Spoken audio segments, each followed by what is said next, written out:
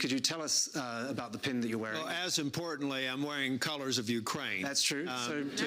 And that's intentional. It wasn't accidental. I brought this from the United States for this purpose. So I was in Denmark before I arrived here for 2 days. I guess not in Greenland. I'm sorry? You didn't go to Nuuk? Not yet. But to really indicate that I and a number of other members have made it very clear that the way that we're going about projecting power in the Arctic is costly, divisive, and unnecessary. We'll have a different panel discussion about that. But with respect to Ukraine, I completely agree with the minister.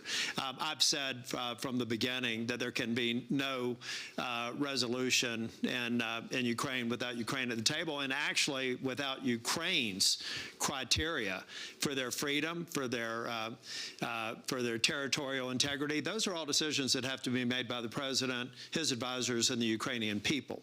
The United States may be able to play a facilitating role, but I think that other NATO members and other European members should also have a say in that, because let's face it, we're talking about European security. We're talking about the security of a country that has a 1,340-mile or 40-kilometer border now. Thank you, Vladimir Putin, for letting us add Sweden and Finland to the mix. Look, Vladimir Putin is a murderer. He's a liar on his best day. And what we're seeing in Ukraine are his worst days. I was in Bucha, I was in Kyiv and Bucha last year after the Munich Security Conference. You can't trust him.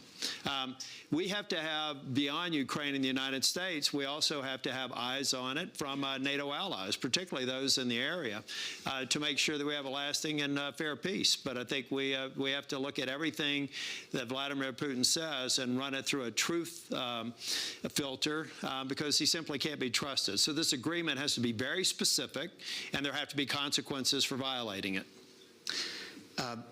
Can I ask you very directly, do you think that all the noise around Greenland, the threats of tariffs, I know we're going to talk about it in other settings, but do you believe that all of this talk about Greenland is to distract from the fact that there was hopefully going to be a deal announced this week and now there isn't? Well, I can never get in the minds of people advising the president, but it certainly hasn't distracted Congress. I think you'll see an appropriations measure in place that will demonstrate financial support for Ukraine that will move through the Senate and the Congress in the coming weeks.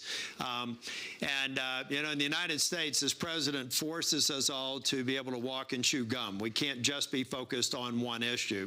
And I think in this case, we have to continue to focus on the real threat. There's no threat in Greenland, which is why, you know, I think it's something that we need to de-escalate, something that we need to advise the president on a peaceful, more unifying path to achieving his goals, which we can talk about separately.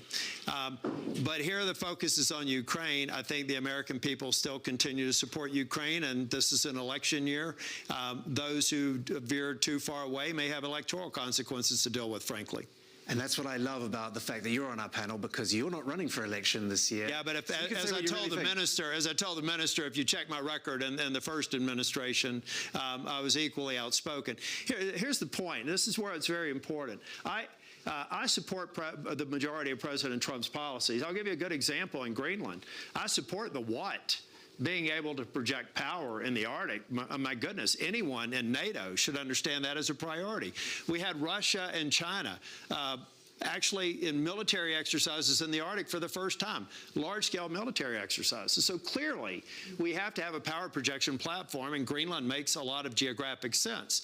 But you're talking about a territory that has offered for $1 one of their military bases. At the height of our relationship with Greenland and Denmark, we had 17 military operations there. We have one today.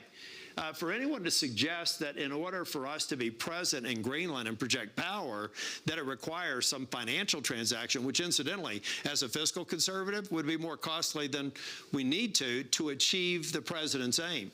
And I think over time, hopefully, we'll get the president to recognize that and have the policy that's commensurate with that. Again, if I can, just briefly, a part of... Please weigh in as well. A part of what we have to, a part of the reason that we're here is President Trump's justifiable frustration with some of our brothers and sisters in NATO who came far short of their investment in our mutual defense over the last 20 years. I've been the Republican leader of the Senate NATO Observer Group for 20 years.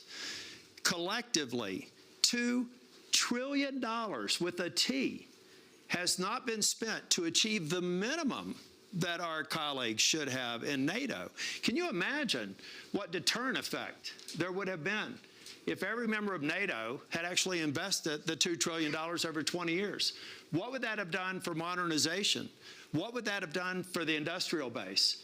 So I think a part of the president's frustration, and no one can doubt that everyone paying up to the minimum now and now achieving 5% limits, credit anyone other than Donald Trump's not been following current events. Every past president in this century attempted to do it, and they didn't. So I think he's frustrated by that. But that frustration should not transcend into the current policy posture with respect to Greenland. I think we have to de-escalate it, but I hope that this is an important lesson learned by those of us who care about NATO and believe it's the most consequential and important treaty in the history of man. Let's make sure that we don't drift again or we put ourselves in the same sort of vulnerable position that we find ourselves today. Could I just is losing. The reason why the Russians are at the table, Putin's at the table, is because we've proven that NATO technology is superior to them. We've proven that their non-commissioned officers are inferior and going to take a decade to actually get back to the level that we enjoy every day in NATO and in the United States. So I think that that's very important. China, in many respects, is the #1 winner if Russia wins in Ukraine. Russia does want to recreate the empire. Putin is afraid of losing relevance. He's losing relevance because he's a failure, and he's failing the Russian people. He's failing in Ukraine. China is, I agree, not supplying material, but they're supplying support. And they know that a successful Russia probably has an end very similar to what was suggested here. The Chinese people are also taking advantage. I know we're going to stay on Ukraine, but they're taking advantage of this moment with NATO, the tumult that we're experiencing in NATO. It's not a secret that they have an open door to someone from your neck of the woods just recently to talk about economic ties. I think that was probably an appropriate discussion to have among world leaders, but make no mistake about it, that's just another economic tentacle that China wants to spread across the globe to ultimately not democratize the world, but to see the world evolve into their end state. So I think that we have to be just realistic about it. We want good, strong economic ties with China and with other nations, but we also have to recognize them for what they are. They are cheering Russia along, at least silently, and are hopeful for the day that they succeed there. And success in Ukraine immediately threatens Moldova, the Balkans, and we know the game plan. This is fairly straightforward. I'm going to be traveling to Moldova after the Munich Security Conference. We have National Guardsmen there. We have a relationship with Moldova. Thank God they won the elections there. Russia tried to do everything else through hybrid warfare that's occurring across the globe. They did everything they could. It's a very positive sign that the Moldovan people got what they wanted out of their election, but make no mistake about it, Russia's malign influence with China being a cheerleader is an everyday occurrence since February of 2022. I want to give the audience